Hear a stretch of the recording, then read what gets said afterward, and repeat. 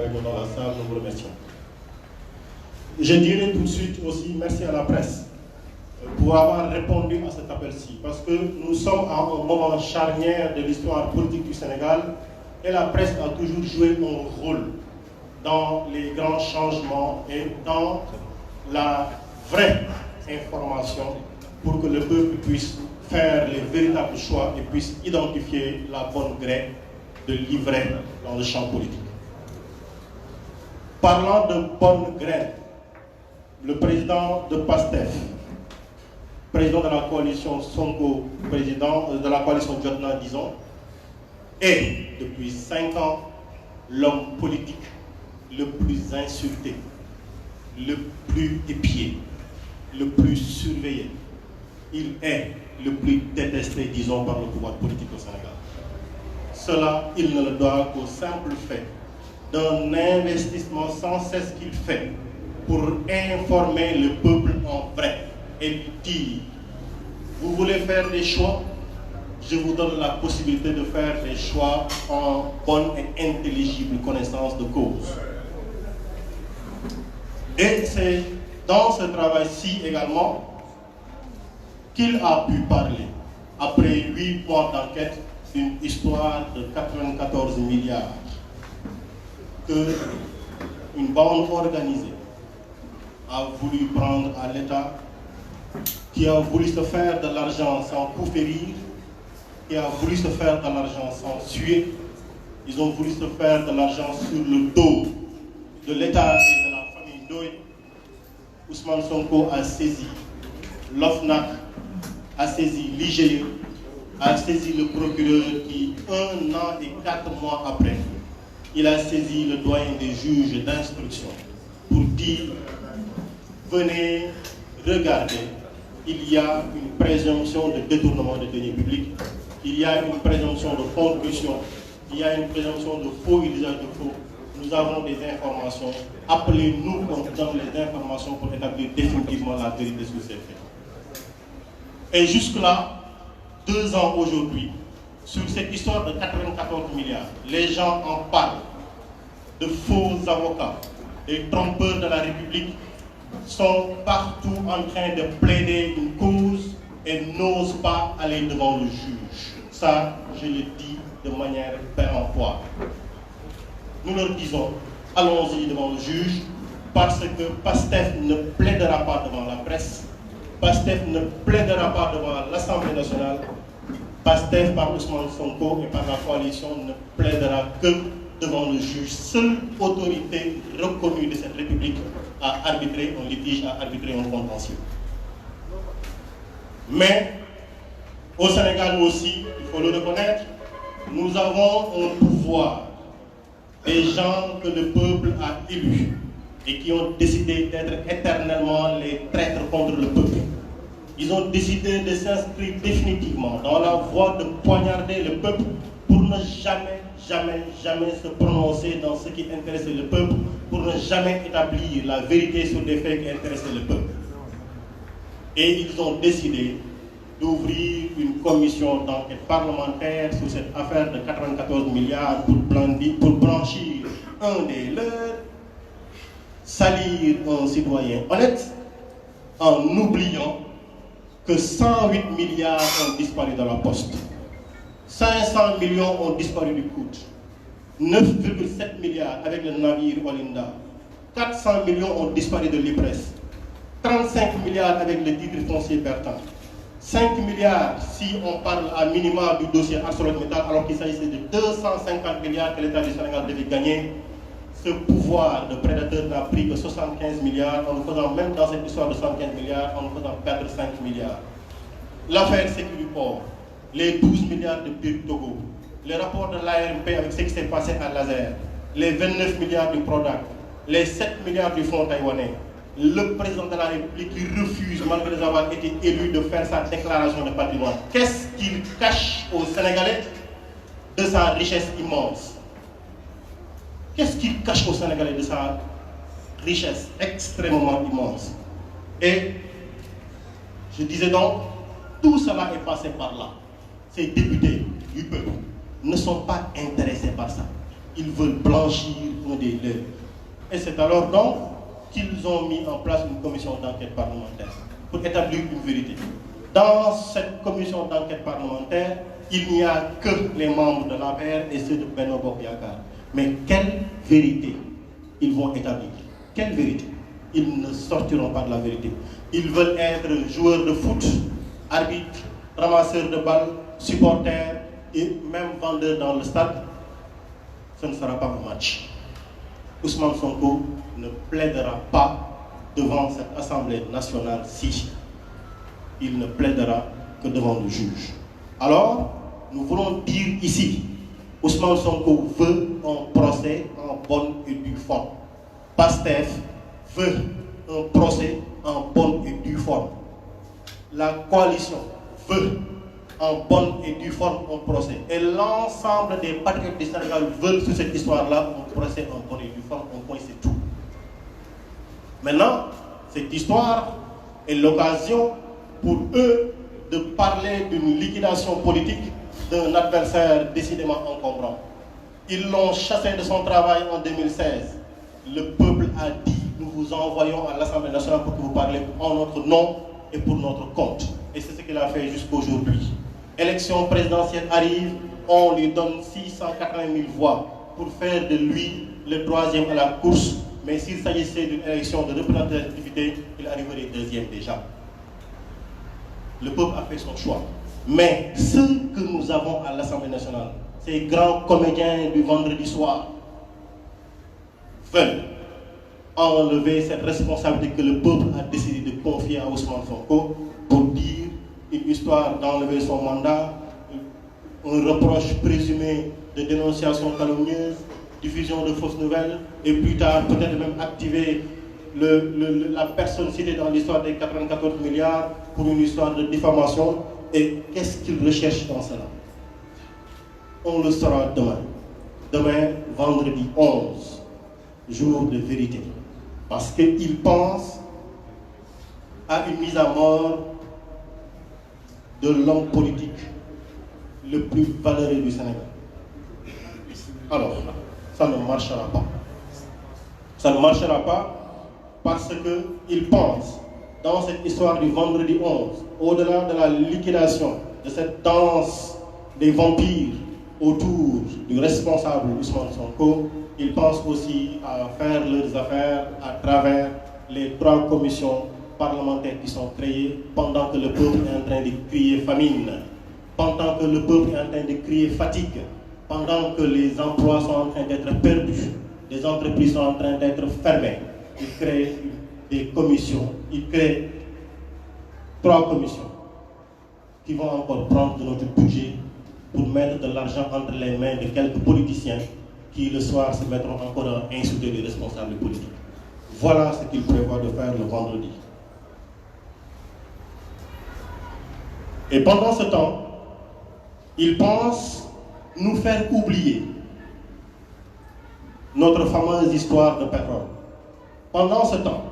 ils pensent nous faire oublier l'histoire de notre gaz qu'ils sont en train de vendanger. Pendant ce temps, ils pensent nous faire oublier que le fer de la Falémé est encore là, avec des conventions à la limite de la trahison contre le peuple sénégalais, à la limite de la trahison contre les intérêts du peuple. Voilà ce que ces danseurs, ces vampires du soir veulent faire contre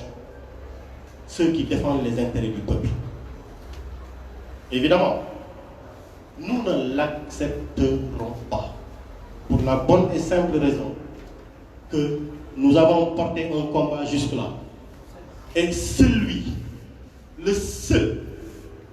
autorisé à juger,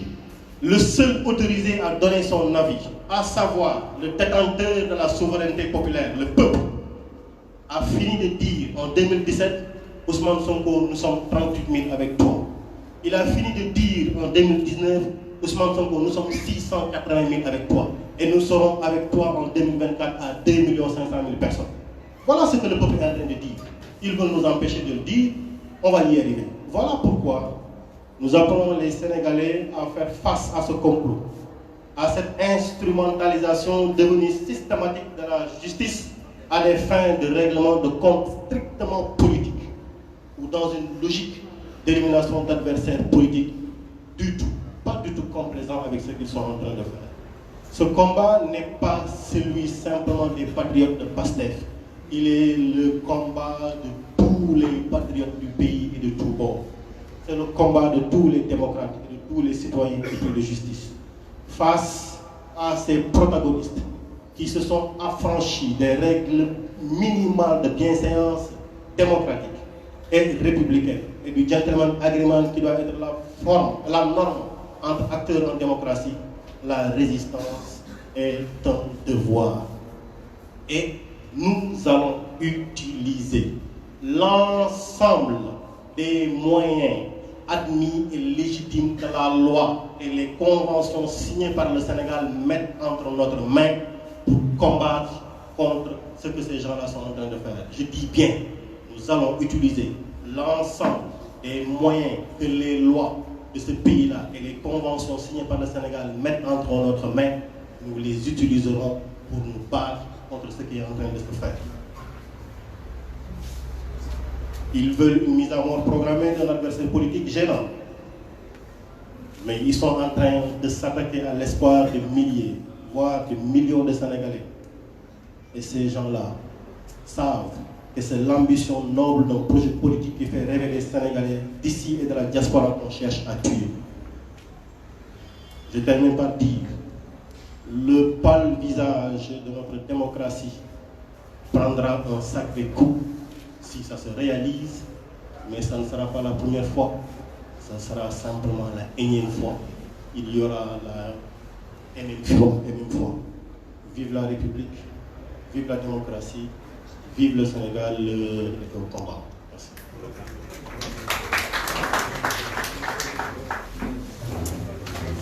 Merci beaucoup, Mesdames et Messieurs. Doucement. Laissez-nous conduire. Vous aurez le mot. Pas le CNR peut-être, mais le Wolof, oui. Guy Marius va s'adresser en Wolof à tout le monde, mais je voudrais simplement dire que le cercle s'agrandit. Tous les jours, des responsables, des patriotes nous rejoignent. On me fait remarquer que M. Badara Pouy, porte-parole démissionnaire de l'URD, qui a rejoint le président Ousmane Sonko, est dans la salle. On aurait pu en citer d'autres, mais à chaque fois, voilà, des gens viennent nous rejoindre dans ce combat noble pour le Sénégal. Guy Marius, donc, nous lay jox kàddu gi nga waxtaan ak Sénégalais yi au nom de la coalition ak ñi nga xamante ne nii mën naa am sax bokkuñu ci coalition bi wante lii metti na leen te itam seen ànd ak Ousmane Sonko président Ousmane Sonko ci xol la wante aussi ci jëf lay doon. Guy Marius. Docteur Niane jërëjëf mbokk yi ñu ngi leen di nuyu yéen ñëpp ci seen tur ak seen sant rawatina ñi nga xam ne ñu ngi fii ay waxtu a ngi ñenn ñi ci suba ba léegi ñu ngi taaxurlu conférence de presse bi ñu ngi nuyu itam ñëpp ñi nga xam ne ñu ngi taan jamono ji moo xam ñu ngi ci Sénégal ci yeneen réewu Afrique yi ak ci diaspora mbokk yi conférence de presse bi li ko waral mooy waxtaanaat ak askan wi waxtaanaat ak àddina si ci li nga xam ne mooy raam ay weer a ngi ay at a ngi de suba àjjuma ñi nga xam ne ñoom ñooy complot ñi nga xam ne ñooy nas ñu nar a def beneen jéego suba ca pencum ndawi réew mi assemblée nationale ñeenti at yii passé mun nañ wax ne ci wàllu yëngu-yëngu politique amul koo xam ne moom la ñu gën a saaga moom la ñu gën a seetantal moom la ñu gën a teg ci boppam ay tuuma yoo xam ne dara du ci dëgg que Ousmane Sonko président Ousmane Sonko bi nga xam ne moo jiite parti Pastef jiite coalition Jotna te loolu amul dara lu ko waral lu dul taxawaayam moom ak ñu mu àndal ngir tabax beneen Sénégal ngir tabax beneen Afrique ba tey jii nii waa nguur gi seet nañ seetantal nañ enquête nañ dugg nañ fépp ci Sénégal pour gis kër mbaa suuf soo xam ne turu Ousmane Sonko moo ci nekk wala turu yaayam wala turu jabaram boo bëgg léegi ay weer ay at ba jamono jii may wax ak yéen mënuñu génnee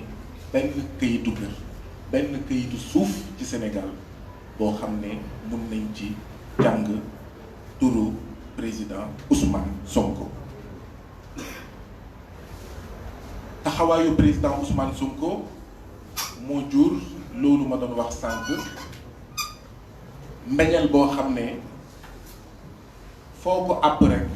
weesu na ko ndax taxawaayam ci biir taxawaayam boobu ràññee nañ ne président Ousmane Sonko saay su nekk day feeñal ci gëtu askan wi saytuwin boo xam ne du saytuwin bu mucc ayib saytuwin boo xam ne moo waral Sénégal bokk ba tey ci ñaar fukki réew ak juróom yi gën a ndóol ci àdduna di feeñal di wane naka la ñi nga xam ne ñoo ngànk réew mi naka ñi nga xam ne ñun ñoo leen fal te ñu war a am taxawaayu surga askan wi di luubalee alalu askan wi di tong-tong alalu askan wi ba tax ñu am jafe-jafe ci njàng ci wér-gu-yaram ci mbéy ci kaaraange ci fànn boo jël ci noonu le président Ousmane Sonko feeñalee li ñuy woowee ay weer ngi coowal 94 milliards yi ngeen nekk coowal 94 milliards yooyu du dara lu dul président Ousmane Sonko feeñal ne dafa am ñoo xam ne ñu jiital ci Mamour Diallo di liggéey pour État du Sénégal bokk APR naka la ñu kii moowee suuf soo xam ne moomuñu ko suufu jàmbur muy famille Ndoye bëgg ci dund bëgg ci tedd bëgg ci am xaalis bëgg ci luubal ñi nga xam ne ñoom ñooy famille Ndoye waaye tamit luubal État du Sénégal bu ñu waxee État du Sénégal wax askan bi bu mu amee ak léegi président Ousmane Sonko porté na plainte ca OFNAC ñu koy fàttali weeru mai ci atum 2018 ca IGE ca mois de mai 2018 ci procureur de la République mois de mai 2018 bi ci mujj mooy doyen des juges ci weeru août 2019 boobu ak léegi plainte yi ngeen di dégg yépp président Ousmane Sonko moo ko bind moo ko déposé amul keneen ku fi bind plainte amul keneen ki nga xam ne pare na ba jamono ji ñuy wax ak yéen dem fa mbaxane doonee benn bu ngeen seetluwee plainte yi mu déposé ñett yi mois de mai 2018 la bi ci mujj muy mois de août 2019 lëkkaloo bi nga xam ne ñii bëgg a yàq xelu askan wi moom la ñu bëgg a jëfandikoo muy lëkkaloo wala ndaje diggante président Ousmane Sonko ak ñi nga xam ne ñoom ñooy famille Ndoye yi bëggoon Ousmane Sonko défendre leen ndaxte Ousmane Sonko expert fiscal la ndaje boobu mu ngi am août 2018 date yi nag jamono yi nga xam ne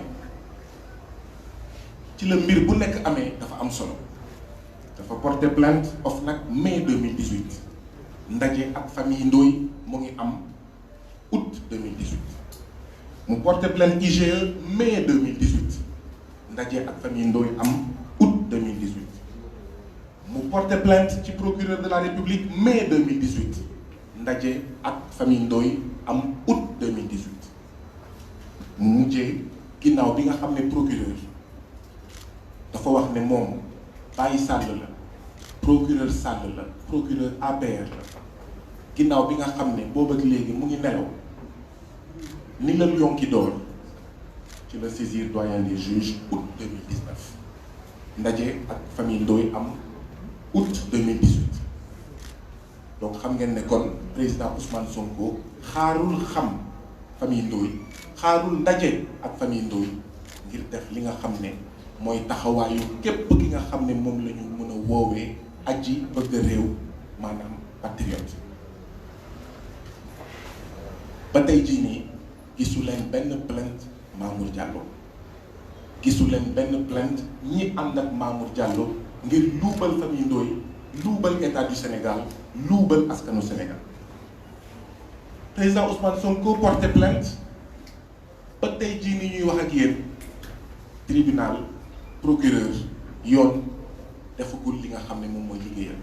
lu dul OFNAC moo dajeek moom benn yoon ginnaaw ndaje boobu amul dara li nga xam ne moo tukki ci ndaje bi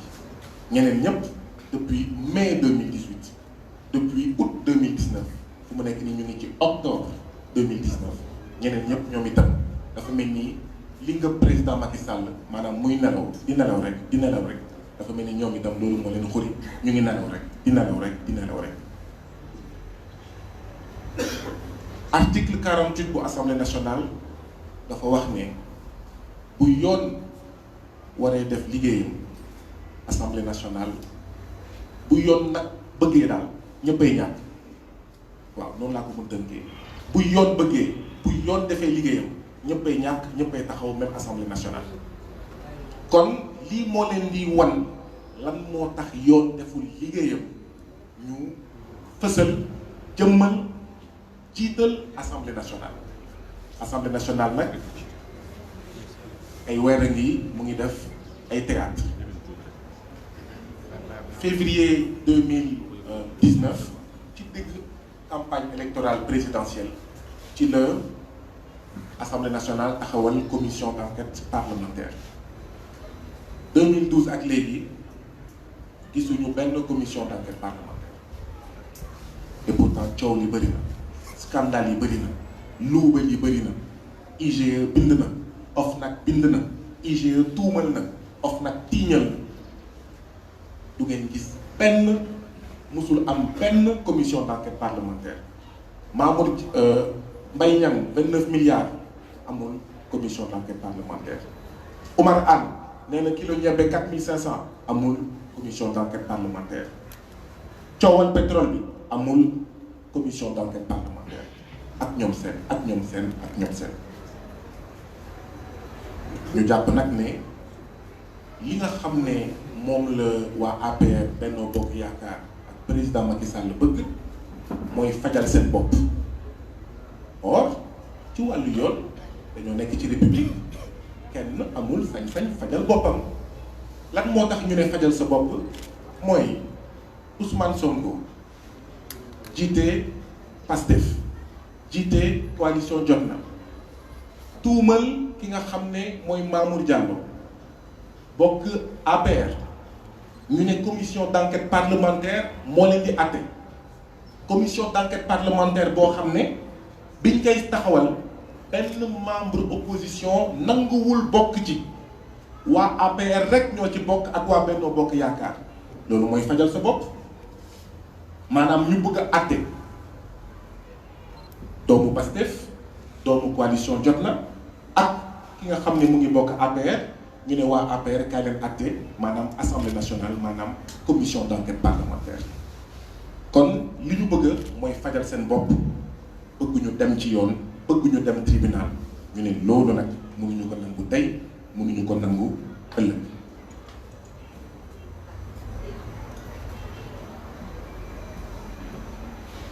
alors maa ngi def li ma mën foogoon naa sax ne sama baat dafa fort trop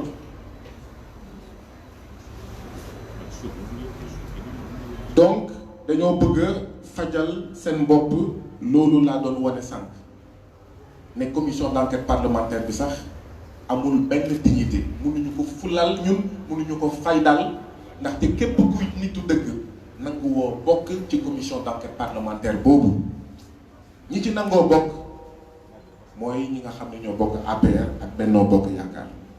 loolu lu muy wane mooy ñii bëgguñu procès mooy ñii bëgguñu tribunal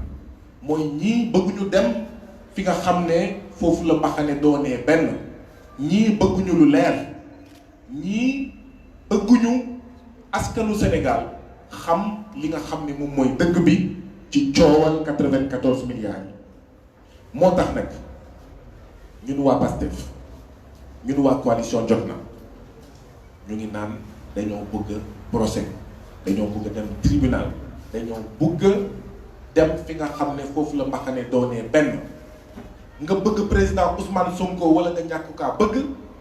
ñun ñëpp war nañ ànd nangu ne bu dee dafa am ku tuumal nit xanaa kay yoon moo leen mën a àtte loolu même ñi nga xam ne dañoo bañ président Ousmane Sonko bu dee am na ku ko bañ même ñi nga xam ne d'accord ñu ak président Ousmane Sonko ci wàllu gis-gis politique war na mën am quand même consensus politique ci réewu Sénégal ci ne bu ñaari nit jotewee yoon moo leen di àtte nitu dëgg yi aji bëgg réew yi démocrate yi progressiste yi kilifa diine yi ñu ngi leen di ñaax ñu wax li nga xam ne loolu mooy dëgg lii di dëgg nag mooy bu ñaari nit jotee yoon moo leen war a àtte lii nga xam ne moo am moo di ne président Ousmane Sonko ak ñi mu àndal dañoo tiital président Macky Sall ak ñi mu àndal président Ousmane Sonko mu ngi amoon 37 000 voix ci élection législative yu 2017 ñu teg ci at ak genn wàll ca élection présidentielle bu février 2019 mu am 600 000 voix maanaam daf ko multiplier par 20 yi mu amoon ci élection législative ci at ak genn wàll ñi nga xam ne nag ñoo ngànk nguur gi di ci noos di ko séddoo bukki bëgg ci ngoy bëgg ci des dañoo am tiitaange ci ne bu dee ci at ak genn wàll président Ousmane Sonko ak ñi mu ànd ñoo multiplier par 20 li nga xam ne moom la ñu amoon ci mois de février ci élection législative 2017 kon ci juróomi at kii nii moo nar a nekk président ñii nii ñoo nar a jiite réew mi te comme xamee wuñu leen caaxaan comme xamee wuñu leen tappale dinañ yore réew mi ci anam bu mucc ayib dinañ seetantal dinañ génnee dossier yi nga xam ne dañoo yàqal askanu Sénégal dañoo luubal askanu Sénégal tiitaange googu rek moo ngëpp ñi nga xam ne ñoom ñooy président Macky Sall ak ñi nga xam ne ñoom ñoo fi nekk président Ousmane Sonko nag ci njabootu aji bëgg réew yi nekk ci Sénégal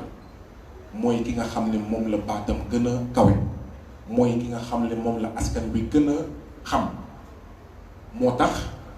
ñu bëgg nag jël kooku faagaagal ko moo tax nag ñu bëgg a jël président Ousmane Sonko sàkkal ko pexe ñun nag ñu ne du fi amee tey du fi amee ëllëg ñun nag ñu ne bu président Ousmane Sonko kenn du ko laal wala boog ku ko fas yéene laal ci suñuy yaram ci suñuy néew nga nar a dox may laaj askanu Sénégal ñuy laaj askanu àddina si sépp ndax yow yaa def war na mën a tax ñu ne nit dañ ko tëj ñu ne nit dinañ ko xañ mandat député woon ñu ne nit dinañ fexe ba du mu nekk candidat élection présidentielle yii di ñëw waaw ndaxte ñun dañoo gëm ne plan wu président Macky Sall ñi mu àndal bokk na ci Mamour Diallo porté plainte pour diffamation waaw ñu ne président Ousmane Sonko li mu wax du dëgg Mamour Diallo na porté plainte Mamour Diallo nag am na jafe-jafe pour porter plainte ndaxte bu porter plainte yoon def liggéeyam tribunal def liggéeyam président Ousmane Sonko nag dem ci tribunal dem ci kanamu yoon génnee ay firndewam ndaxte nag ñun ñoo ne président Ousmane Sonko li nga yor na nga ko denc na nga ko nëbb ba keroog ngay dem ci kanamu yoon. benn ñun yàqamti nañ Mamour Diallo porter plainte waaye Mamour Diallo ak pression yi muy subir yëpp ñu naan ko porter plainte waa APR président naan ko Mamour porter Mamour bëggul porter ndaxte Mamour xam na li mu def moom ak ñi mu àndal Mamour xam na li mu def waaye ñun dañoo bëgg mu porter plainte ay Mamour porter. ñaareel bi muy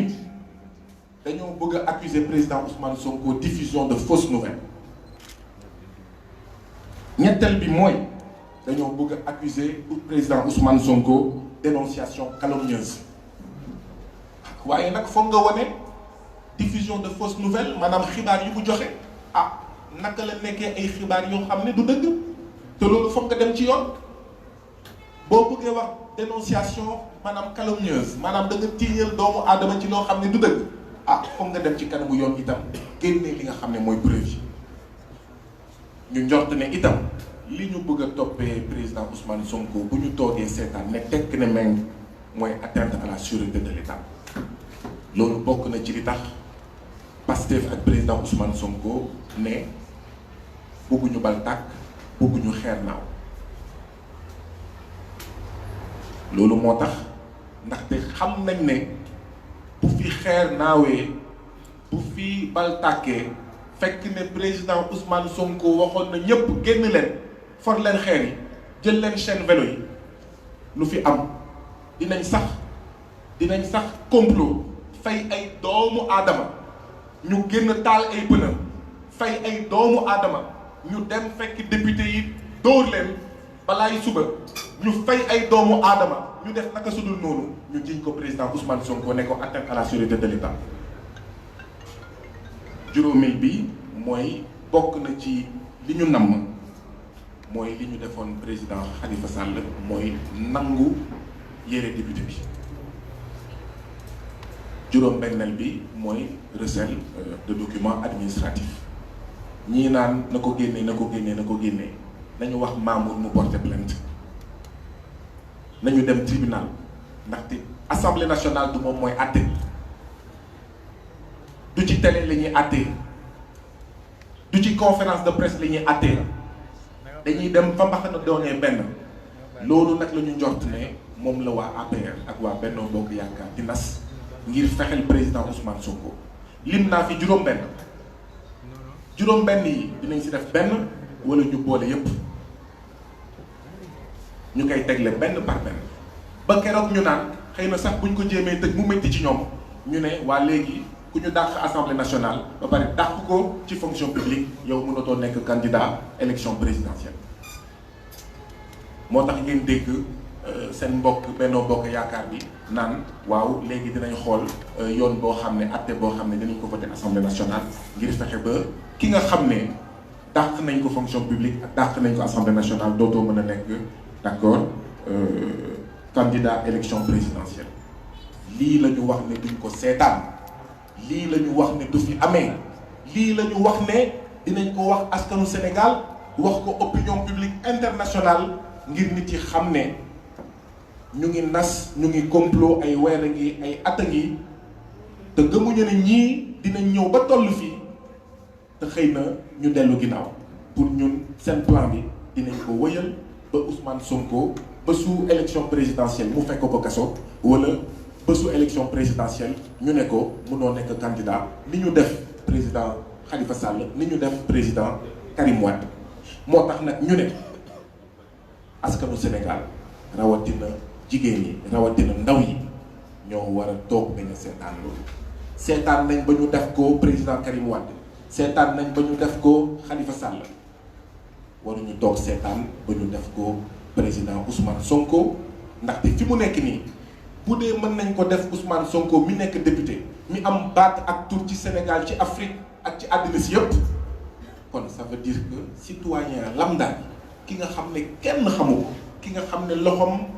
jotul digg ginnaaw ki nga xam ne nekkul député ki nga xam ne presse bi xamu ko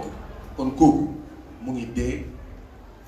ci biir dëkkam mu ngi dee ci biir département am kon ça veut dire que kooku lu raw li ñuy def président Ousmane Sonko dinañ ko def donc fokk askanu Sénégal xam ne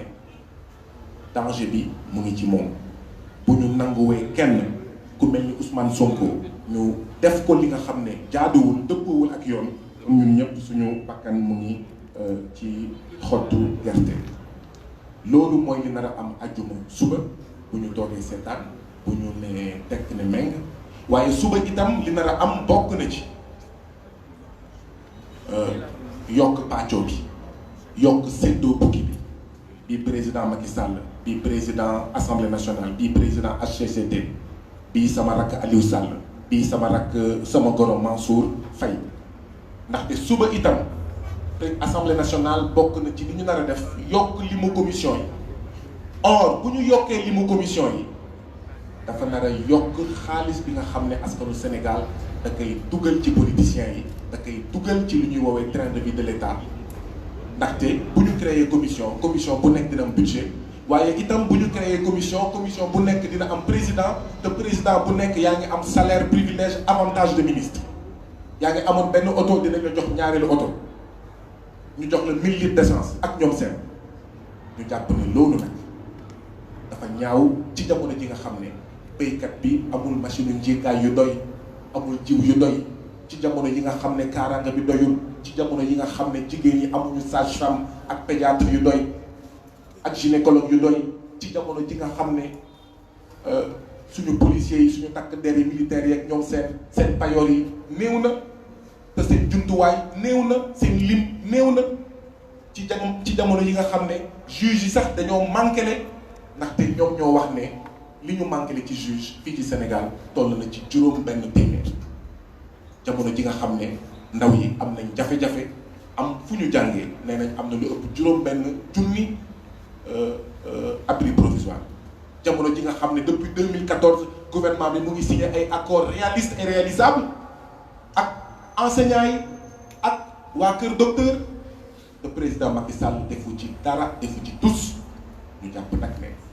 réew moo xam ne yaa ngi bokk ci ndaare yi yaa ngi bokk ci réew yi gën a ndóol ci àddina war nga tal leneen lu dul yokkal say politiciens yi nga xam ne tàccu saaga teesante xasante loolu dong lañ fi nekkee ndaxte assemblée nationale kii dafa fi liggéey boo xam ne war naa mun a tax ñu ne nañu yokk commission yi fi may daanelee mooy bokk na ci liñ ci namm fexe ba askanu Sénégal bàyyi di laaj seen 400000 fexe ba askanu Sénégal bàyyi di laajte moomeelu askanu Sénégal ci am-amam moo xam zircon le fer pétrole gaz ak ñoom seen askanu Sénégal fexe ba fàtte ne mënuñu am réew bu mel ni Sénégal yàlla may ko alal bu dul jeex ba pare bokk ci réew yi gën a ndóol loolu tamit bokk na ci li nga xam ne moo tax ñuy jéem a faagaagal ñuy jéem a fexeel ki nga xam ne mooy président Ousmane Sonko. pesum kanam nag borom moo koy fajal boppam foofu laay daanelee pesum kanam borom moo koy fajal boppam lii ñuy def lii ñuy bëgg a def du président Ousmane Sonko lañ koy def liñ koy def mooy aji bëgg réew mooy patriote yi nekk ci Sénégal ñi ñu koy def mooy askanu Sénégal mi nga xam ne dafa namm génn ci ndóol namm génn ci sous-développement namm génn ci ñàkk ak jafe-jafe yi nga xam ne ci lay dundee lii ñuy def buñ ko toogee seetaan mënuñu toog seetaan ñuy sàcc suñu tey di sàcc suñu ëllëg mënuñu toog seetaan ñuy sàcc suñu tey ak suñu ëllëgu doom ak i sët donc li ñuy wax askanu Sénégal jigéen ak ndaw mag ak góor mooy ngembu leen pare ngir bëri ak ñi nga xam ne dañoo bëgg a sàcc suñu tey sàcc suñu ëllëg jaarale ko ci fexeel ak faagaagal président Ousmane Sonko maa ngi leen di gërëm di leen sant. jërëjëf merci beaucoup Fatou kon ñu jox dernier intervenant après ñu jël quelques questions pour terminer kon Guy Marius li mu wax leer na def na historique bi parce que mbir mu nekk rek balaa ngay comprendre il faut nga dellu ginnaaw commission parlementaire bi ñu ko lancé ci campagne électorale déjà loolu dafay disqualifier liggéeyam tey ak ëllëg donc affaire politique la loolu moom nañ ko xam bu dee yoon lañ bëgg dañu war a ñëwaat tribunal Ousmane Sonko nee na pare na pour dem tribunal bu dee ay preuve lañ bëgg comme ni ko nit ñi waxee temps yi juge bi moo ko mën a laaj Ousmane Sonko mu génn ko kon buñ bëggee dëgg rek nañ taxaw foofu. jërëjëf ñaan may doore di nuyu képp ku fi teew patriote yi waa coalition jot na ak ñëpp ñu fekk si tey jii di leen gërëm di gërëm tam journaliste yi tam ci teew bi ñu teew man nag sama wax du bari ndax li ci ëpp ñi ma jiitu wax nañ ko xanaa rek di fàttale ne dëkk kilifa bu mët moo koy yore ndax kilifa suñ ko joxee doole jox ko gëdd mu toog palaasu kilifa dëkk ba day nekk ci jàmm dëkk ba dana naat wante kilifa buy jëfandikoo dooleem ak liñ ko dénk wala au lieu mu jëlee ko jëfandikoo pour defar dëkk bi bu koy jëfandikoo pour xeex képp ku taxaw ci dëkk bi di wane ne beneen façon la ñu bëgg a téye dëkk bi kooku fitna bu fi am yaa ko yee yaa ko indi ñun nag Sénégal dañ ko fonk parce que amuñu feneen képp ku nekk beneen dëkk li la fa tax a toog mooy toppatoo sa njaboot gi nga bàyyi Sénégal ak say waajur yi nga bàyyi Sénégal loolu rek la fa téye li nga fa toog yëpp yaa ngi seet naka lay Sénégal di doxee na ci anam yu baax ba nga dellu si nekk ci sa dëkk ndax léegi képp xam ne képp ku nekk xam nga ne Europe gële wala Amérique ku fa nekk te bokkoo ca dëkk ba fitna nga fa nekkee coono nga fa nekkee kon yaa ngi seet naka ngay ñibbisee ci dëkk loolu nag moo ub bopp nit ba nga xam ne bi ñu gisee ku indi benn projet indi programme mët liñ koy doyee indi beneen doxin Sénégal nit ñi jàpp ci nit ñi bëgg mu yegg ci projet léegi nag ki nga xam ne dañ ko tabb pour ñu fajal ñu suñuy métit ak suñuy soxla mu teg ko fële nit ñaa ngi ci mbënd bi nit ñaa ngi ci problème mu santé yi nit ñaa ngi ci problème mu lekk xiif nit ñaa ngi ci njàng mu metti wax nañ plus de 6000 abris provisoires nit ñaa ngi ci jafe-jafe yu nekk ba ñuy jël gaal di dee gënal leen ñu toog Sénégal kooku au lieu mu soxla faj soxla yooyu mu jël police am mu jël gendarmerie mu jël justice am mu jël assemblée nationale mu jël bépp kuréel boo xam ne suñu xaalis lañ koy fayee daal dee ne kii bu mu fi yegsi mu njëkke ko ci ñeneen daal dee nag faagaagal ñooñu ba fu mu nekk ni am na deuxième mandat tey jii nag li muy def ni dara taxawu ko lu dul wala mu xàll moom nu mu fi toogaatee wala mu def ne Mauritanie wut ku ko toogal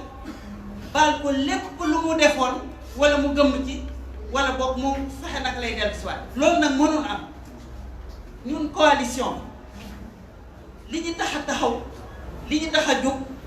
mooy xeex ba Sénégal kilifa yi fi nekk dox ba dëkk bi nekk ci jàmm bu ñu amee lu ñuy xeex ñu xeex ko ca mbañ gàcce ba suñu amee lu ñu xàjjale ñu dem fa mbaxane nekkee benn suñu amee lu ñuy wax ñu dem ca pénc ma mu am ay magu kilifa yu taxaw ku ci nekk wax ñu seet lii yoon ñoom tam doxalee yoon ba dëkk bi dellu si wat ci jàmm bu ñu seetaanee ba dëkk bi jaxasoo bu kenn ne xale yi la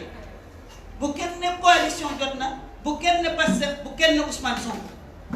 ñi noppi seetaan lii raam ci jag nga xam ne bu fa amee nekk dootu fa génn te waxuñu dara nañu xam ne ñoo ci ëpp wàll ndax dëkk bi am na ay kilifa kon nañ ñu jàppale ndegam ñoom déglu nañ leen am nañ fu ñu leen ragalee ndax soxla nañu seeni influence nañu wax ci li xew ba dëkk bi jàmm di fi am li ci des nag moom ñun pare nañu pour bépp plan bu ñu taxawee rek ñu jël jumtukaay ni ko Birame Souleye waxee yu ànd ak yoon yu ànd ak convention yi Sénégal signé ba ñu jaar fa ba delloo siwaat yoon ci dëkk bi ñun duñu jaxasekat duñu indikatu fitna loolu tax ñoo jóg ndax dëkk bi boo yeewee fitna même boo ko jotee fitna ngay gouverner kon amuñu ci benn lu ñuy bëgg ci fitna ci dëkk bi jàmm lañu bëgg wante nag nañ ñu dimbali nañ ñu jàppale ñi yore dëkk bi nañ dox niñ ko war a doxale ñii kilifa te war a wax ci artu nañu artu te ba artu jote ndax bés bu yëf bi jaxasoo kenn du xam nu muy mujjee ñun sax duñ ci mujj kon yàlla nañ ci yàlla musal te ñuy wax wasalaam di ñaanal Sénégal jàmm ak salaam. Merci beaucoup.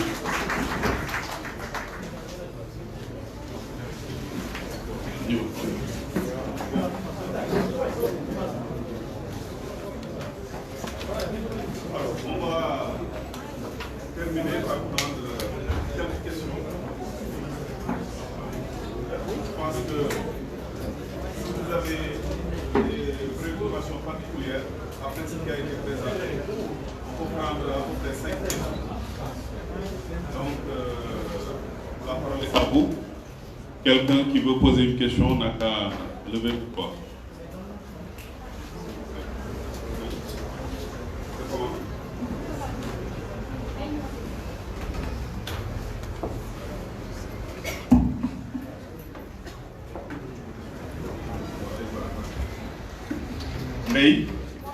Ndeye Mbossé. Ensuite, quelqu'un d'autre? Le nom? Il faut dire l'organe aussi, quoi, l'organe de presse que vous représentez. Sud FM. Pas bien, Sud FM. Oui. Donc, 2 questions. Ok, on y va. Ndeye Mbossé.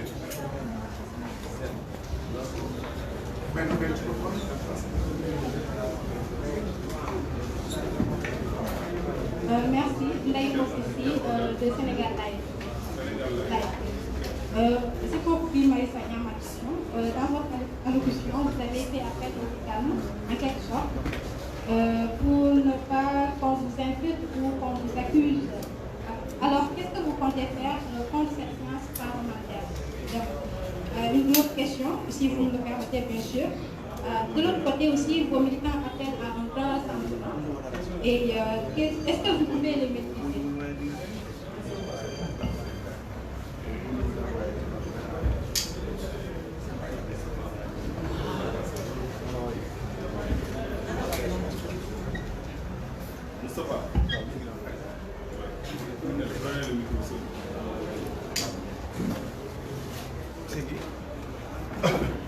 Merci.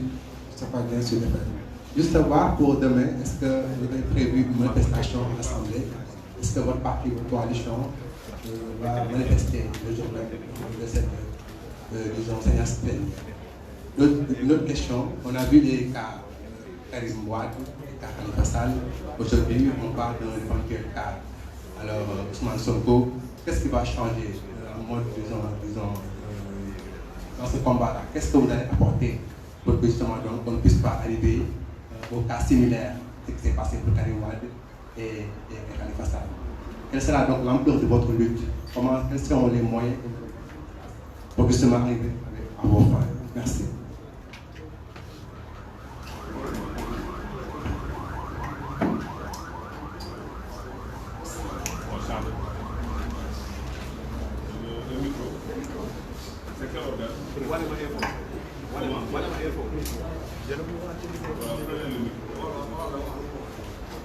Bon, on voudrait demander pourquoi M. Sonko s'est absenté par rapport à la réunion d'aujourd'hui. Et puis aussi, pourquoi il ne va pas assister à la rencontre de demain au niveau de l'Assemblée nationale, puisqu'il est le principal conseil.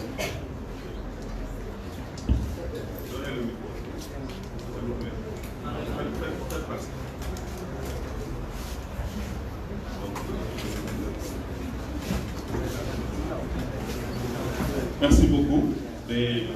questions intéressantes. que vous avez posées. Alors, juste deux considérations de forme avant de donner la parole à Birame Souleye. D'abord, nous sommes dans un combat démocratique. Nous disons notre vérité avec nos mots, en insistant, en ayant aussi toujours cette loyauté par rapport au peuple. Et je pense que si l'adversaire politique, celui avec qui on ne partage pas les idées, nous attaque, le moins qu'on puisse faire en démocratie, c'est de manifester notre mécontentement. Non pas dans nos chambres, mais s'il le faut dans la rue. Parce que le pouvoir de manifester est garanti par la Constitution. Le pouvoir de dire qu'on ne partage pas certaines idées et de le dire bruyamment, c'est garanti par la Constitution. Je crois qu'aujourd'hui, il ne faut pas que les Sénégalais se disent ku génn ci mbedd mi rek dañ laa war a jàpp dafa mel ne loolu moo xew léegi ku génn rek da ngaa tooñ. C'est le contraire. Ku am lu la naqari da nga war a génn nga wax ko. Donc la question bi ñuy posé naan ay bu ñu génnee lu ngeen leen di wax est-ce que di ngeen leen a maîtriser non bi ko war a jiitu mooy xanaa di ngeen génn loolu la patriote yi loolu la sénégalais yi war a wax tey. Maintenant façon bi ñu koy defee nañu koy defee stratégie beeg moyens yi loolu combat politique la foog naa dañuy def tourné wuñu bay nekk conférence de presse naan lii la ñuy def lee la ñuy def mais nag ku bëgg a bokk si ñun maanaam ànd ak patriote yi pour manifester suñu soutien ak Ousmane Sonko nga ñëw bokk ci biir di nga xam naka la ñuy manifester di nga xam fan la ñuy def mais je pense que ñii ñëw tey nii je peux même dire que c'est spontané soo leen wooyee ñu ñëw soo leen woowul ñu ñëw. wax na ko sànq Fatou Blondin wax na ko donc xale yi ak patriotes yi mag ñi ak ndaw ñi dëgg moo leen ñor te xam nañ ne lii mooy seen last chance daanaka mooy li Ousmane Sonko di wax ak taxaw bii mu taxaw Sénégal donc loolu kenn mënuñu cee xooxatal xanaa kay ngay jàpp rek di tëj wala comme nii ko Guy Marius waxee nga jaar ci néewu Sénégalais yi mais nag dëgg tey jii moo war a taxaw li may terminer rek mooy mbirum suuf bi ay njirim dañu am suuf buy jar buñ ne leen 2 milliards 500 lañ leen di jox ñu jël 2 milliards 500 kooku bëgg ko jaayee 94 milliards loolu mooy 40 fois plus ah mais loolu bu koy dénoncer lu tax coow lu bari li 2 milliards 500 ma jaay la ko nga tourné rek jaay ko 94 milliards maanaam 40 fois plus léegi nag ñu war a fay. mais Ousmane Sonko ne xanaa kon dañoo huiler machine bi moom loolu rek la wax te ne juge bi xoolal ba xam machine bi dañ ko huiler wala déet dañ ko graisser est-ce que am na ku jël loo warul jël mais loolu c'est un combat sain coow li yëpp loolu la noonu laa leen koy résumé la te bu ma koy résumé nag en tant que inspecteur des domaines comme Ousmane Sonko moo tax ma wax leen loolu c'est-à-dire que dossier bi ñun dañ ko xam ñun aussi te bu ñu laajee tam dañuy wax liñ ci xam 2 milliards 500 la lañ jox njirim yi dem am 94 milliards muy 40 fois plus ci lu matul dara maanaam dañ koy jël ci salle bi génn ci biti ñu jox leen 94 milliards waxuñu leen 100 000 francs waxuñu leen 1 million milliard lañ leen wax mais loolu kay ku nekk Sénégal bu la neexee booy def politique maanaam di wax pour nit ñi déglu la nga ne loolu nu mu demee su fekkee ne kooku dafa muus rek moo tax mu ndax njirim yi ñu changer loi bi loolu la gouvernement war a def nañ changer loi bi ba njirim yooyu mën a egg ci 94 milliards te duñ sonn c'est ça loolu mooy démocratie mais ki ko wax nga ne ko yow waru fee wax xanaa kay kon système bi kon ñoom amuñu ci intérêt li Ousmane Sonko di waxoon day bëgg a ñëwaat système dafa am voilà léegi Birame Souleye nga continuer ci yenn question yi. waaw donc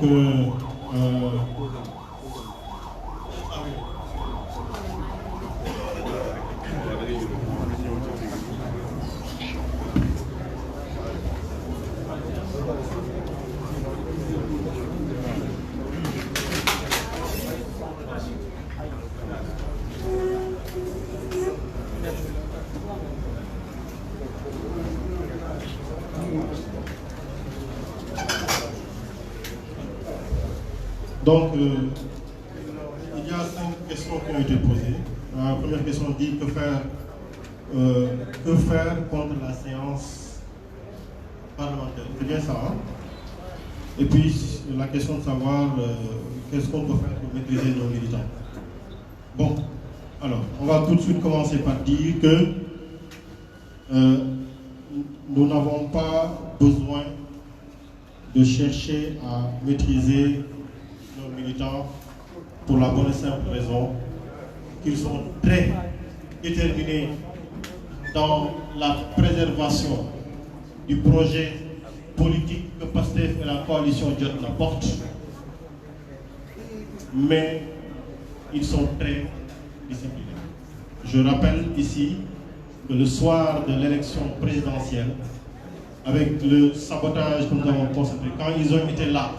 il a fallu simplement qu'on leur dise rentrez tranquillement et ne faites rien du tout. Ils sont tous tranquillement rentrés et n'ont rien fait du tout. Alors, pour la séance parlementaire, écoutez, ça rejoint la question de savoir s'il y a des manifestations demain. Alors, je précise tout de suite que le parti PASTEF, administrativement parlant, n'a pas appelé à manifester. Pour que cela soit très clair. Donc, Birame Souleye, administrateur général du parti PASTEF, ne sera pas à l'Assemblée nationale demain. Ousmane Sonko n'y sera pas aussi. Pour diverses raisons, Ousmane voyagera, moi je serai à mon lieu de travail. Et les militants iront à leurs préoccupations. Chacun maintenant, dans son intimité personnelle, dans ses décisions personnelles, est libre de dire que j'irai exprimer ma colère ou j'irai dire que je ne suis pas d'accord avec ce qui se joue. Cela n'engagera pas PASTEF. Pour ce qui s'est passé, on pose la question de savoir le rapprochement qu'on peut faire entre ce qui se passe aujourd'hui et les affaires Karim Wade et Khalifa Sall. Je voudrais rappeler ici que dans l'affaire Karim Wade, PASTEF s'est prononcé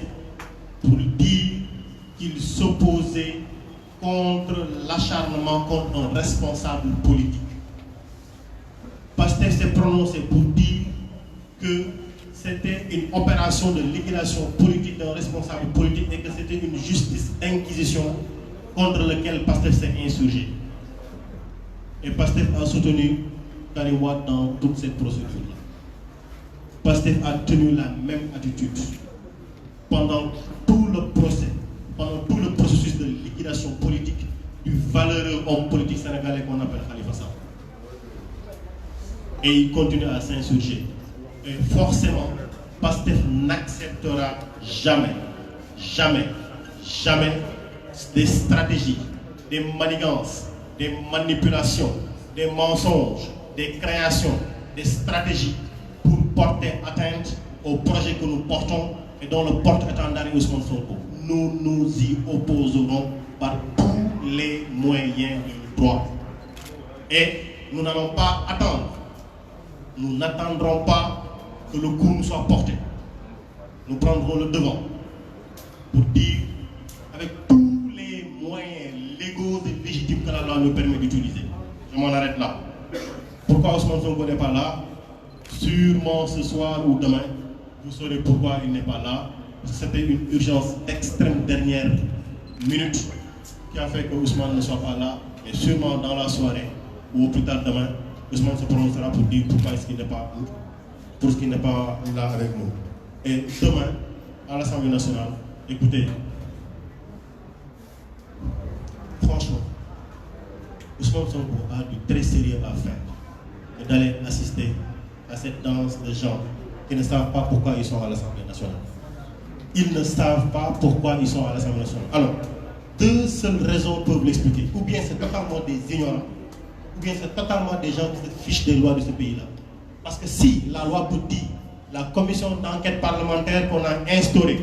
ne peut pas se prononcer avant qu'une séance plénière ne se réunisse. Ils ont violé allègrement la loi. ñaari mbir moo mën a tax dañoo xamul dara wala dañoo ñoom loi yi leen sax appliqué ko ak mënuñu ko nanguwuñu ko appliqué. loolu da nga mën a expliquer. Qu'est-ce que Ousmane a à faire là? Il n'y ira pas, il ne les écoutera pas. Ousmane ne plaide pas devant la presse, il ne plaidera pas devant cette grande comédie du pouvoir.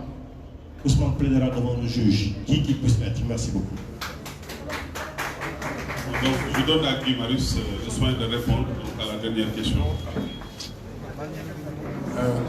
Ousmane Sonko.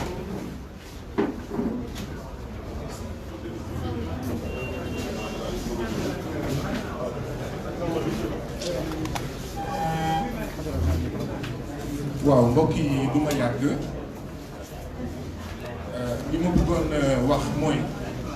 Ousmane Sonko est un homme politique cohérent bokk na ci li ñuy nawee ñi di yëngu ci wàllu politique cohérence ak constance ci jaamu soxla askan bi Ousmane Sonko est un homme politique cohérent lu tax may wax loolu parce que bi ñuy taxawal commission d'enquête parlementaire bi Ousmane Sonko dafa bokk ci député yi nga xam ne reconnaître commission boobu maa ngi leen di fàttali ne bi ñuy taxawal commission bi benn ci député opposition nanguwul toog nanguwul bokk cohérence pour cohérence Ousmane Sonko n'a pas à écouter ou entendre le travail de cette commission parlementaire benn commission parlementaire bi nga xam ne dafa jalgati yoonu assemblée nationale ndaxte dañ ko fàttali te dee plénière moo def commande bi commission bi siwal na li nekk siwal na les résultats de son enquête avant suba donc lu ñu koy def suba commission boobu amul benn dignité commission boobu amul benn valeur cohérence pour cohérence je ne reconnais pas cette commission d'enquête parlementaire les faits même lui ont donné raison parce que commission bi génnee na résultat yi avant même ki nga xam ne moo ko santoon mu siy jot commission boobu wax dëgg yàlla mënuñu ko fulal mënuñu ko faydal président Ousmane Sonko en homme politique cohérent et constant mënu fekkee ndaje boobu loolu donc la ndaxte kat ndaje assemblée nationale bii passé yéen ñëpp gis ngeen ne ma nga foofu waaye nag il faut de la cohérence il faut nga xam li nga bëgg mënoo ne reconnaître commission bi ñëw di génne résultat rawatina commission boo xam ne dafa siwal au vu et au su de tout le monde dégg ngeen sax il avait déposé une plainte contre cette commission yaa ngi fàttaliku Ousmane Sonko dafa déposé une plainte contre cette commission ndaxte li mu def du yoon mënuñu ko sant liggéey yow commission d'enquête parlementaire nga nekk surga sa njaat gi déggul li nga xam ne moom la yónnee yow nga nekk ci mbedd bi di wax te ki la yónnee d'accord ñëwoo sax ci moom wax ko ne li nga ma yónnee lii laa ci def moo taxoon ñu porter plainte contre commission bi donc commission boobu président Ousmane Sonko mënu ko déglu képp kuy démocrate mënu ko déglu parce que c'est une commission illégale c'est une commission arbitraire c'est une commission politicienne c'est une commission boo xam ne lenn rek moo ko tax a jóg mooy fexeel président Ousmane Sonko donc loolu mooy li am li ci je crois qu'on a répondu enfin amoon na benn question je crois qui m'était voilà suba je crois que nu mu tudd ñun wax nañ en fait li nga xam ne moom la ñuy wax mooy ñi nga xam ne ñoom ñoo ñuy fexeel di fexeel président Ousmane Sonko pare nañ ñoom pour lépp fii lañ fi denc ñetti at Karim Wade fii la ñu def lu ëpp ñaari at rëbës ki nga xam ne mooy président Khalifa Sall ak yeneen donc ñii lu ñu sañul ngir mooy ci seeni avantage indu insultant insolent li ñu pare pour mooy ci seen avantage yooyu li ñu pare pour def bu yóbboo ngeen xam ne fu ngeen ko après weesu na ko ñun itam am nañ fulla fayda bu mot sëkk ci ne ñoom suuxal Sénégal denc Sénégal ci pauvreté ak sous-développement lu mu leen jaral ñun génnee Sénégal ci les pays les plus pauvres du monde jaral nañu lu ko ëpp génnee suñu askan ci ndóol ñàkk ak torox jaral nañu lu ko ëpp léegi nag naka lañ ko nar a defee loolu waxtaanu biir nekk am na ay questions yoo xam ne ça ne demande pas de réponse théorique ça demande des réponses pratiques lu jot yomb bu leen yàqam ci jërë ngeen def. kon ñoo ngi leen di sant di leen gërëm xam naa ba beneen yoon rek incha allah. mu ko laajee rek ñu jàkkaarloo woon ak yéen jërëjëf.